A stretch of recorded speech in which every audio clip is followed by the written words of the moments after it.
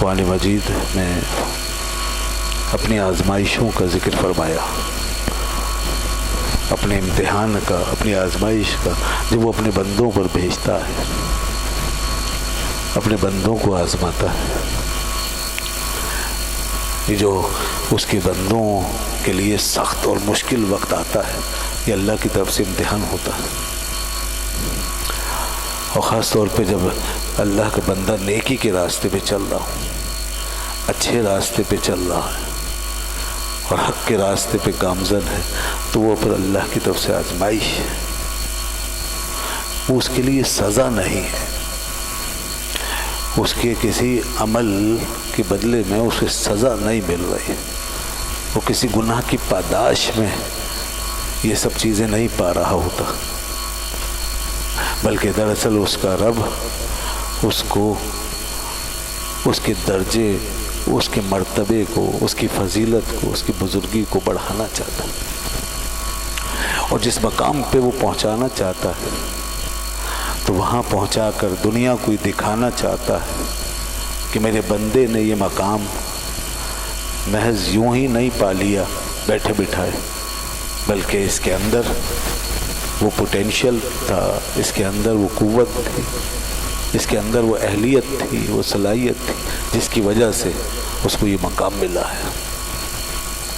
تو یہ آزمائشوں کا فلسفہ ہے، امتحان ہوتے ہیں، اور یہ دنیا دارالامتحان ہے، دارالابتلاء، یہاں قدم قدم پہ آزمائش ہے۔ ہم تو بہت چھوٹے لوگ ہیں، اور ہمارا حق کے راستے پہ چلنا کیا ہے؟ بس یہی خواہشات کے ڈھیر کے ساتھ، اپنی منمانیوں کے ساتھ، اپنی بے باکیوں کے ساتھ، اپنے آرزوؤں کے ساتھ، تو یہ سب کچھ ساتھ چل رہا ہوتا۔ اس پر بھی اگر کبھی ہم سے اس کی طرف سے کوئی گھڑی پوچھ لے ہمارا حال احوال، تو ہمارے اوسان خطا، پریشانیاں شروع، مایوسی چھا جاتی ہے، اور انسان ہزار وسوسوں کا شکار ہو جاتا ہے۔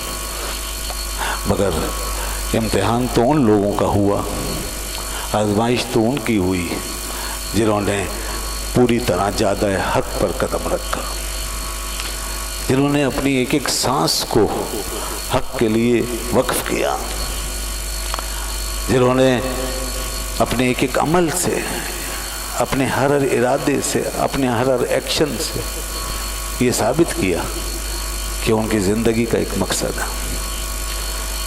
وہ جو ایک مشن لے کر آتے، جن کے پاس ان کے ذہنوں میں ایک بڑا شاندار ویژن ہوتا ہے، اور ان کے تمام ایکٹیویٹیز میں اور زندگی کی تمام کارگزاریوں میں ایک مشن ہوتا ہے، اس کے ساتھ وہ آگے بڑھ رہے ہوتے ہیں۔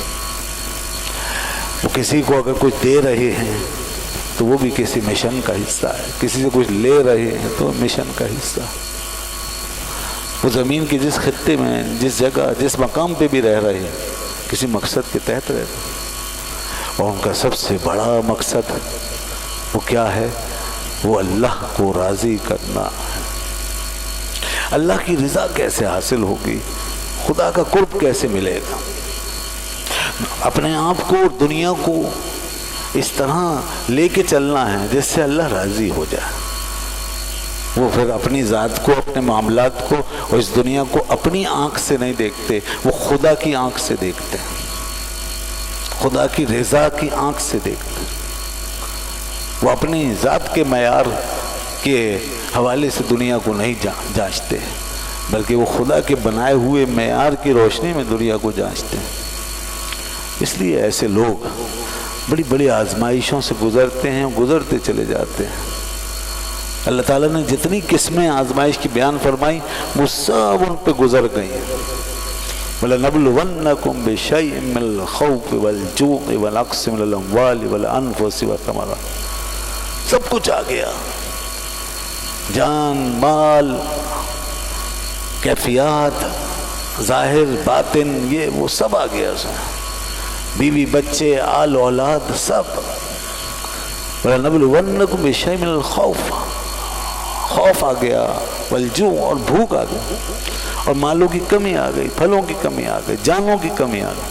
فرمایا ہم ان سب چیزوں سے آزمائیں گے، اللہ. اور اس کے بعد فرمایا بشر الصابرین، بس جو ڈٹ گیا، جو اس میں اپنے راستے پہ چلتا رہا آگے بڑھتا رہا، جو ڈٹ گیا. صبر کرنے والے کون ہیں؟ جو ڈٹ گئے. صبر کرنے والا وہ ہے جو اپنے مقصد کو پالے. صبر کرنے والا وہ ہے کہ جو چلتا رہے، قائم رہے، وہ صابر ہے. ہمارے یہاں صبر کرنے کی ڈیفینیشن یہ ہے کہ جو بیٹھ جائے، ایک طرف ہو جائے، سائیڈ میں ہو جائے، گھر میں پڑا رہے آرام سے چادر تان کے، اور وہ کچھ نہ کرے. جو ڈس ایکٹیو ہو جاتا ہے ہم اس کو کہتے ہیں صبر کر رہا ہے. کام چھوڑ کے، ہاتھ پیر چھوڑ کے پھر ہم صبر کرتے ہیں. صبر ہاتھ پیر چھوڑنے کا نام نہیں، صبر ہاتھ پیر چلانے کا نام ہے. صبر کا تعین مقصد سے ہوتا. مقصد اگر ہاتھ پیر چلانے سے حاصل ہوگا تو یہ صبر ہے، اور مقصد اگر سائیڈ میں الگ ہو جانے سے حاصل ہوگا تو یہ صبر ہے. مقصد اگر چلتے رہنے سے حاصل ہو رہا ہے تو یہ صبر ہے، اور مقصد اگر رک جانے اور ٹھہر جانے سے حاصل ہو رہا ہے تو یہ صبر.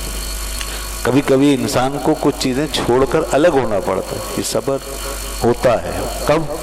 جب انسان مقصد کی طرف بڑھ رہا ہو. تو فرمایا بشر الصابرین، اب وہ جو ان آزمائشوں کے اندر صبر کر رہے ہیں ان کو بشارت دے دو.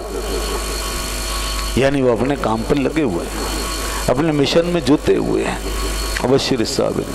اور دوسری جگہ قرآن نے اس بات کی وضاحت فرمائی، ارشاد فرمائی ان الذین قالوا ربنا اللہ ثم استقاموا، بے شک وہ لوگ جنہوں نے کہا کہ ہمارا رب اللہ ہے پھر وہ اس پہ ڈٹ گئے. یہ ہے صبر. ڈٹے ہوئے ہیں، اپنے مشن پہ قائم ہے، زیادہ حق پر قائم ہے، استقامت کے ساتھ اپنے مشن کے اوپر قائم ہے. فرمایا پھر وہ ڈٹ گئے تو تتنزل علیہم الملائکہ، فرمایا ایسے لوگوں پہ پھر فرشتے نازل ہوتے ہیں.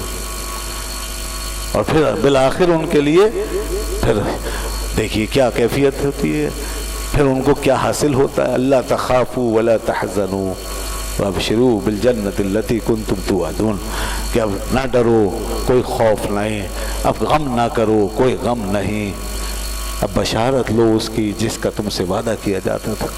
ادھر فرمایا بشر الصابرین الذین اذا اصابتهم مصیبہ، ان صبر کرنے والوں کو بشارت دیجئے کہ وہ جن پر کہ جب مصیبت پہنچتی ہے فقالوا انا للہ وانا الیہ راجعون، وہ کہتے ہیں بے شک ہم اللہ ہی کے لیے ہیں اور اللہ ہی کی طرف ہم لوٹیں گے. وہ یہ کہتے ہیں. اور فرمایا آخر میں اولئک علیہم صلوات من ربہم ورحمہ واولئک هم المہتدون، فرمایا یہی وہ لوگ ہیں جن پر ان کے رب کی خاص رحمتیں اور عام رحمتیں سب ان پہ نازل ہو رہے ہیں. اولئک هم المہتدون، اور یہی وہ لوگ ہیں جو ہدایت یافتہ ہیں. یہ ہے صبر کرنے والوں کا انعام. آزمائش شروع ہوئی تھی کس کیفیت میں؟ انسان پہ خوف تھا، انسان کے لیے کمی تھی، قلت تھی، تکلیف تھی، پریشانی تھی، اور اینڈ کا ہوا اگر صبر کیا اور قائم رہے تو خوف بے خوفی میں بدل گیا، قلت کثرت میں بدل گئی، غم خوشی میں بدل گیا، اور تنگی کشادگی میں بدل گئی، اور دوری بودھ قرب میں بدل گیا. آزمائش کے بعد عجیب عجیب نتائج پیدا ہوتے ہیں. جس طرح دنیا میں اچھا امتحان اور اچھا انٹرویو دینے کے بعد بڑا اچھا نتیجہ آتا ہے، اپوائنٹمنٹ ہو جاتا ہے، اوکے ہو جاتا ہے، بندہ اپنی منزل پہ پہنچ جاتا ہے، خوشی حاصل ہوتی ہے، ساری کلفت تکلیف دور ہو جاتی ہے، مایوسی دور ہو جاتی ہے. اسی طرح رب کی آزمائشوں کے بعد جو ہر قدم پہ ہمارے لیے تیار ہے، انسان کے لیے پھر آسانی آتی ہے، اور ضرور آتی ہے. ہم اس چیز کو نہیں سمجھ پاتے. جو سمجھتے ہیں وہ کربلا کے میدان میں اتر جاتے ہیں. ہم نہیں